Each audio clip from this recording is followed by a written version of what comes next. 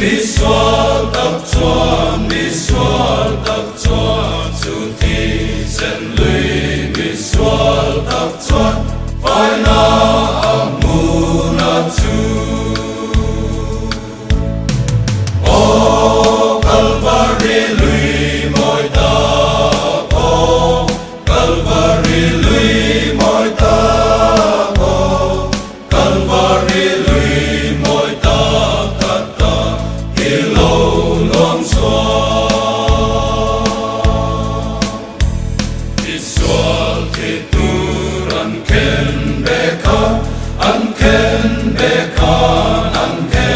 bekan Israel thì tu an ken bekan phải na lui chu amu amma tu kin sual ma ila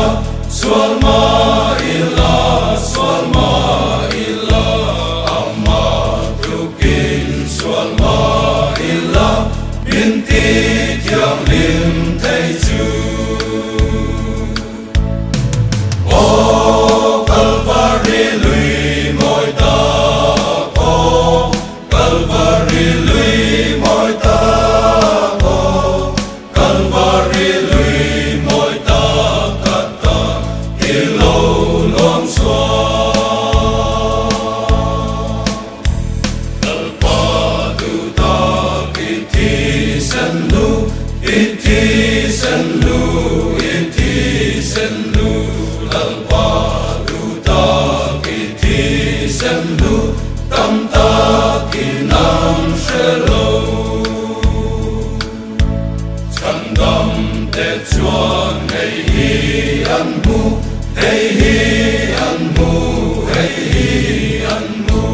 Chandam te chuan hei hi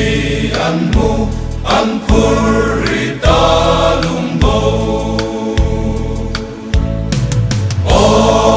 Calvary lui moi ta o Calvary lui moi ta o Calvary lui moi ta kata ilo long xóa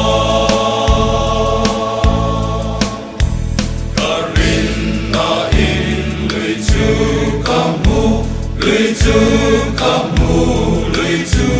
kamu karin na in lui chu kamu alwang karang theni bin ma ngai na ka thu pui ber ka thu